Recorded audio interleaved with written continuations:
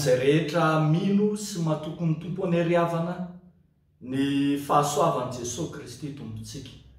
Amen. Tena misy ny lanitra, tena misy ny lanitra. Zany no ambaran'ny nofinainantsika anio ao amin'ny bokin'ny Apokalipsy toko faraky amby 20, andininy fahavalo hatramin'ny andininy fahaenina hatramin'ny andininy fahavalo. Tena misy ny lanitra. Ity nofinaina ambany masontsika ity ry havako dia tafiditra indrindra ao anatin'ny fanazavana eskatolojika na ny fanazavana ny any aparany, indrindra ny toko faraky amby 20 miresaka amintsika ny tany vaovao sy ny lanitra vaovao, miresaka mahakasika ny fiainan-danitra kokoa. Ity tenin'Andriamanitra ity eno anambarana amintsika fa tena misy io lanitra zay ambarany soratra masina io, ary ny pirofo manamarina ny fisian'izany lanitra izany dia ny tompony dia Andriamanitra zany. Andriamanitra no tompon'ny lanitra. Izany hoe raha ny tena marina ny antsoina hoe lanitra resahana dia tsy tena miresaka hoe toerana avo be any amin'ny tsy hita maso loatra fotsiny, fa tena miresaka ny toeran'Andriamanitra, ny fitoeran'Andriamanitra mihitsy. Koa raha inotsika sy eketsika fa misy Andriamanitra dia misy zany ny lanitra.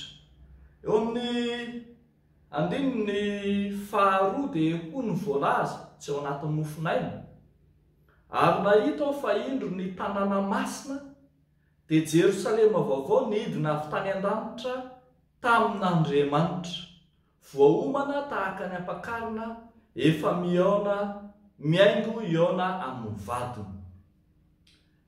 Dia hoy ny andinin'ny fahatelo hoe indro ny tabernakelin'Andriamanitra dia eo amin'ny olona, ary izy hitoetra eo aminy, ary ireo olona ary Andriamanitra no hitoetra eo aminy dia ho Andriamanina. Ny fisian'Andriamanitra no manamarina ny fisian'ny lanitra. Eto ary dia ambara fa Andriamanitra dia Andriamanitra mandrakizay. Efa nolazainy raha teo fa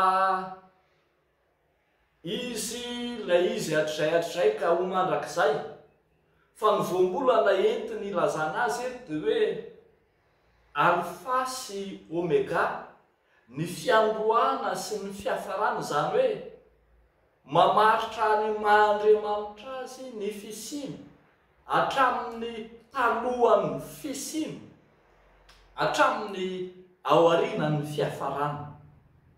Zay mandrakizay izay no maha-Andriamanitra azy. Ka raha Andriamanitra mandrakizay izy dia zany no anaketsika fa ny fiainan-danitra dia fiainana mandrakizay ao amin'Andriamanitra. Ary tsy izany ihany fa mbola ambara eto ihany koa fa izy Andriamanitra no manjaka ao amin'ny fiainan-danitra io.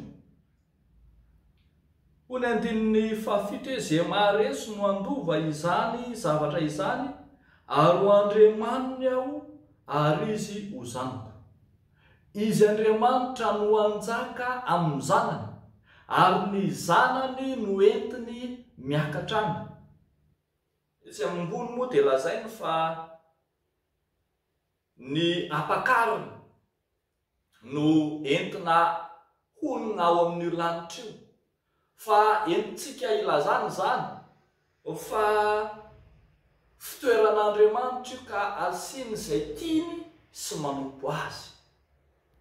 Fitoeran'Andriamanitra io ka fiainana hafa sy miavaka, tsy tahaka ny amin'ity zao tontolo zao ity no misy azy fa no misy any, fa fiainana miaraka amin'Andriamanitra Ny faefatra dia miteny fa rehefa any dia ho fafany ranomaso rehetra amin'ny masony, tsy hisy fahafantesana intsony, tsy hisy alahelo, tsy hisy fitarainana na fanaintainana, fa efa lasa ny zavatra taloha moava, tsy miresaka ny fiainan'Andriamanitra. Ao amin'Andriamanitra tsy misy ranomaso na fanaintainana na fahafatesana intsony. Andriamanitra velona mantsy izy, ka manome fahavelomana ho an'izay manaradia azy. Ravako malalo amin'ny tompo, ambaran'izao tenin'Andriamanitra izao fa tsy anganongano na honohon'ny Baiboly ny fisian'ny lanitra, lay fitoera mandrakizay ny olona masina. Tena misy io, ary ny fisian'Andriamanitra no manam-porofo ny fisian'ny lanitra. Andriamanitra le maharitra mandrakizay, Andriamanitra le nisy hatrizay ka ho mandrakizay, Andriamanitra lay fiandohana sy fiafarana. Ary eto dia ambara fa ilay mipetraka eo ambonin'ny seza fiandrianana no antoka isian'izany lanitra mandrakizay izany. Ny finohitsika anio Jesosy Kristy, lay mipetraka eo ambonin'ny seza fiandrianana io, no mampiditra antsika ho any amin'izany fiainan'Andriamanitra izany. Minohan'i Jesosy dia ho ampidiriny amin'ny fiainan'ny lanitra ianao. Minohan'i Jesosy Kristy zanak'Andriamanitra dia ho azonao antoka ny amin'ny mandrakizay ianao. Raha tsy izany kosa dia ambara eto fa tsy ny lanitra ihany no misy, fa misy ihany koa ny fahaverezana mandrakizay, izay hahaverezan'ny olona rehetra tsy mino. Ambara eto ny osa, ny tsy mino, ny vedaveda, ny mpamon'olona, ny mpijangajanga, ny mpanao ody ratsy, ny mpanao mpisampy, ny mpandangy, dia ho alefa amin'ny fariafo no misy azy. Ianao ry havako, raha mandray izao tenin'Andriamanitra izao, esory ao anatin'ny fisainanao ny fisalasalana, fa mety nofinofy ihany ny fiainan-danitra. Esory ao anatin'ny sainao ny fiheverana fa angambangamba fotsiny ihany izany. Tena misy ny lanitra. Ary raha mini ianao mbola tsy mino izany, dia ho tonga any amin'ilay fahaverezana mandrakizay sanatrin'izany. Anio ary, minory aho, tena misy ny lanitra. Jesosy Kristy zanak'Andriamanitra, lay mipetraka eo ambony seza fiandrianana no antoka ho antsika amin'izany. Ary Andriamanitra le mandrakizay no porofo manambara ny fisiany. Dia ho an'Andriamanitra ireriany ny voninahitra ho amintsika kosa ny fiainana mandrakizay izay atolony ho antsika. Hivavaka isika. Misaotra anao Tompo Andriamanitra rainay, ny amin'ny teninao izay manome antoka anay ny amin'ny mandrakizay.